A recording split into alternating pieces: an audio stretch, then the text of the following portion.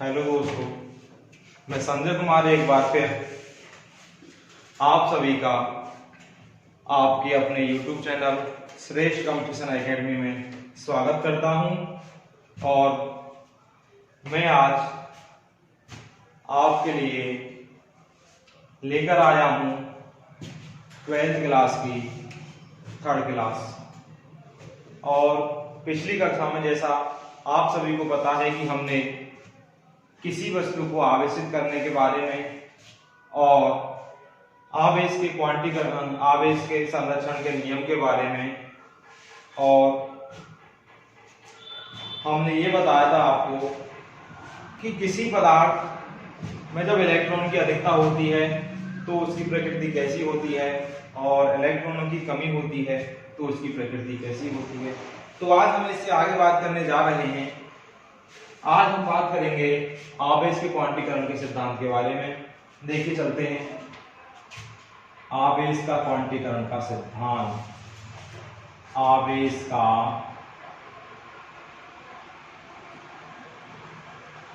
क्वांटीकरण का सिद्धांत। क्वांटिसेशन थ्योरी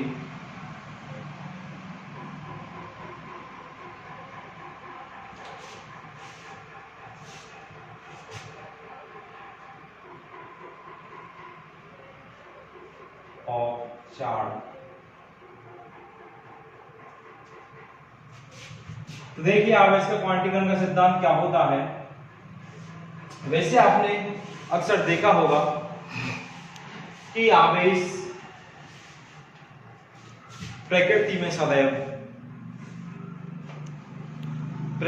सदैव इलेक्ट्रॉनों की संख्या के पूर्ण गुणज के रूप में पाया जाता है। अर्थात हम इस बात को इस प्रकार भी कह सकते हैं कि आवेश को कभी भी अनिश्चित रूप से विभाजित नहीं किया जा सकता है। तो हम इस बात को ही, इस स्टेटमेंट को ही आवेश का क्वांटीकरण का सिद्धांत कहते हैं।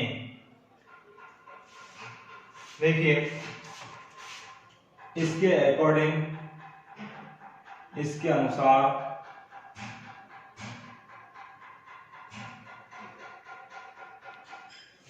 आवेश को अनिश्चित रूप से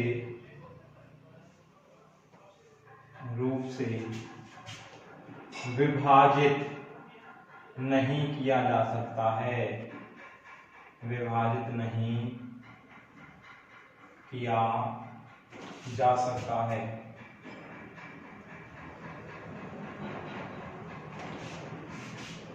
नहीं किया जा सकता है। आवेश का यह गुण, आवेश का यह गुण क्वांटीकरण का सिद्धांत कहलाता है। क्वांटीकरण का सिद्धांत कहलाता है। सिद्धांत कहलाता है।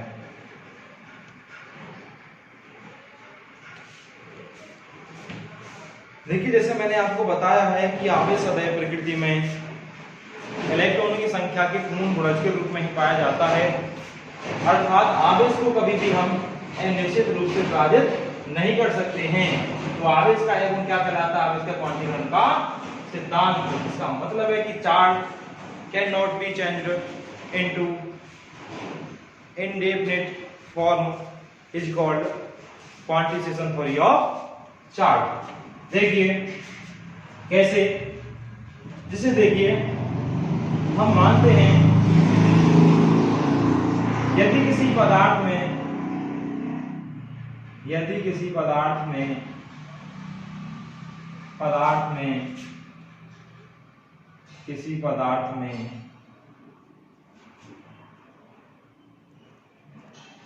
इलेक्ट्रॉनों की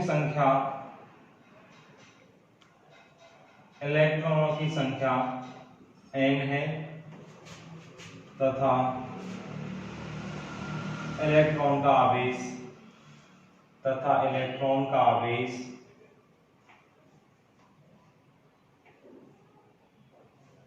E equal to 1.6 into 10⁻⁻19 coulomb. Electron का आवेश माइनस होता है, आप सभी जानते हैं। तो देखिए उस पदार्थ पर कुल आवेश कितना आ जाएगा, उस पदार्थ पर कुल आवेश total charge of this body Q equal to हो जाएगा आपका प्लस माइनस n। यहां जो प्लस माइनस का साइन है ये बताता है कि यदि किसी पदार्थ में जो इलेक्ट्रॉन है उससे निकले हैं तो उस पर चार्ज प्लस पॉजिटिव आएगा, यदि किसी पदार्थ में इलेक्ट्रॉन एक्स्ट्रा है उस पर आए हैं तो उसमें चार्ज उसका जो साइन है आपका वो नेगेटिव आएगा। तो देखिए तो उस पदार्थ पर जो टोटल चार्ज होगा वो आपको कितना हो जाएगा, इतना हो जाएगा। और हम बात करते हैं, जैसे देखिए हम कभी भी किसी पदार्थ पर नोट करके लिखना है यहाँ पर आपको, किसी भी पदार्थ पर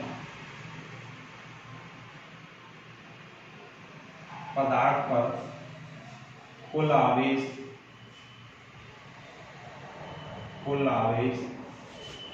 Q बराबर, ठीक है, यहाँ n एक नंबर है, यहाँ कभी भी n आपका प्लस माइनस जैसे 1.5 e या तुम्हारा प्लस माइनस 0.5 e या तुम्हारा plus minus 3.5 e 3.5 e coulomb, ये कभी भी नहीं हो सकता है, कभी भी नहीं हो सकता है, नहीं हो सकता है, क्योंकि मैंने आपको क्वांटीकरण के सिद्धांत में बताया है कि जो आवेश है किसी पदार्थ पर हमेशा वो इलेक्ट्रॉनों की संख्या के पूर्ण गुणज के रूप में ही होगा। अर्थात हम कभी भी किसी पदार्थ पर इलेक्ट्रॉन की संख्या निश्चित रूप से नहीं लिख सकते हैं। हमेशा कितनी होगी किसी पदार्थ पर इलेक्ट्रॉन की संख्या, एक पूर्णांक होगी। यहां से आपको ध्यान रखना है, यहां हमेशा जो n होगा एक पूर्णांक ही होगा, 0 1 2 3 डॉट डॉट, कभी भी पॉइंट के रूप में नहीं होगा। और जो आपका E है वो इलेक्ट्रॉन का चार्ज है, इलेक्ट्रॉन का आवेश है, इक्वल टू -1.6 इंटू 10⁻⁻19 कूलम। तो देखिए मैंने आपको आवेश के क्वांटीकरण के सिद्धांत के बारे में बताया है कि आवेश का क्वांटीकरण का सिद्धांत क्या होता है, कि आवेश को कभी भी अनिश्चित रूप से डिवाइड नहीं किया जा सकता है। और देखिए यदि हम किसी पदार्थ की बात करते हैं कि जिसमें इलेक्ट्रॉन की संख्या n है, तो और हम जानते हैं कि प्रत्येक इलेक्ट्रॉन पर जो आवेश होता है -1.6 इंटू 10⁻⁻19 कूलम होता है, तो उस पदार्थ पर जो टोटल चार्ज होगा वो Q equal two plus minus n ही होगा। यहाँ से मैंने बता दिया कि जो प्लस साइन है उस पदार्थ में यदि इलेक्ट्रॉन की कमी है तो प्लस साइन आएगा, और यदि उसमें इलेक्ट्रॉनों की अधिकता है तो माइनस साइन आएगा। जैसे हम बात करते हैं जहाँ n है आपका वो एक हमेशा इंटीजर पूर्णांक वैल्यू होगी, जैसे 0 1 2 3 4, और जो इलेक्ट्रॉन का आवेश है वो E equal to -1.6 into 10⁻⁻19 coulomb होता है। जैसे नोट करके यदि किसी पदार्थ पर कुल आवेश Q बराबर, ये कभी भी नहीं हो सकता है, n का मान ये 1.5 0.5 3.5 भी नहीं हो सकता है, कभी भी नहीं हो सकता है, क्योंकि ये आवेश का क्वांटीकरण का सिद्धांत कहता है कि हम कभी भी आवेश को इनडेफिनिट फॉर्म में कभी भी हम डिवाइड नहीं कर सकते हैं। यही होता है हमारा आवेश का क्वांटीकरण का सिद्धांत। तो मैं आशा करता हूं आपको आवेश का क्वांटीकरण का सिद्धांत यहां तक समझ में आ गया। अब देखिए यहाँ Q equal two plus minus NC से NE से हम किसी पदार्थ कुल आवेश कैसे फाइंड कर सकते हैं। देखिए मैं आपको यहाँ से क्वेश्चन बता रहा हूँ, Q equal two plus minus NE से यदि किसी पदार्थ में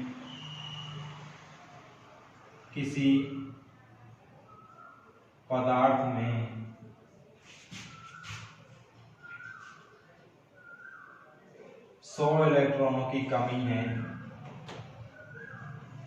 तो उस पर कुल आवेश कितना होगा, उस पर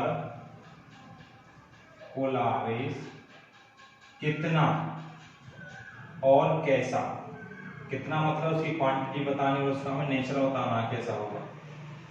देखिए हम सॉल्व करते हैं।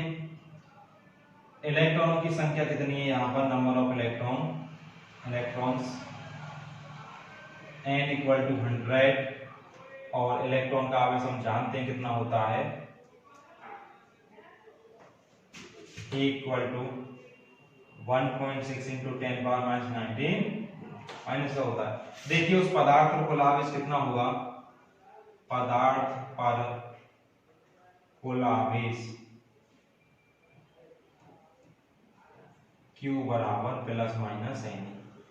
देखिए मैंने आपको ये बात यहाँ बता चुका हूँ पहले भी कि यदि किसी पदार्थ में इलेक्ट्रॉनों की क्या है, कमी है, तो उस पर चार्ज कैसा होगा, पॉजिटिव होगा। तो Q इक्वल टू n का मान कितना है 100 और E की वैल्यू 1.6 इंटू 10 पावर माइनस 19। तो देखिए हम 100 को कैसे लिख सकते हैं, 100 को लिख सकते हैं 10 की पावर 2। कोई दिक्कत है आपको, 10 को 100 को 10 इंटू 10 तो 10 की पावर 2 हो जाएगा इंटू 1.6 इंटू 10 पावर माइनस 19। तो देखिए 1.6 इंटू 10 पावर, देखिए यहाँ पर 10 की पावर प्लस 2 है और यहाँ पर माइनस 19 है। देखिए मैं यहाँ से लिखता हूँ, यहाँ पर 10 पावर प्लस 2 है और यहाँ पर 10 पावर माइनस 19 है। देखिए आगे मैं यहाँ से रब कर रहा हूँ, आपने नोट कर लिया होगा यहाँ से।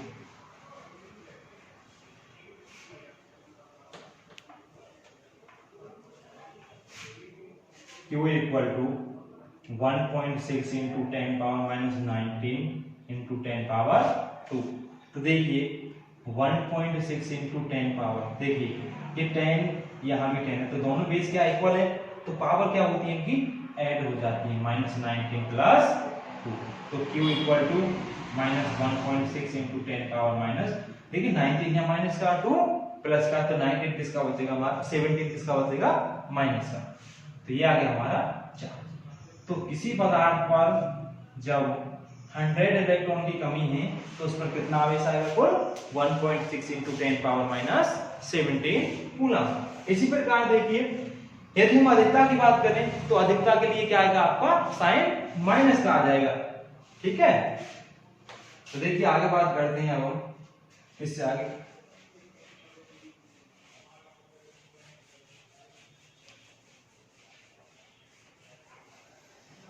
देखिए यहां से मैं आपको एक बात बताता हूं कि जैसे आपका कोई एक वायर है और इसमें से I एम्पीयर का करंट फ्लो हो रहा है और इसमें से I एम्पीयर का करंट t सेकंड तक फ्लो हुआ, कितना सेकंड तक फ्लो हुआ, t सेकंड तक फ्लो हुआ।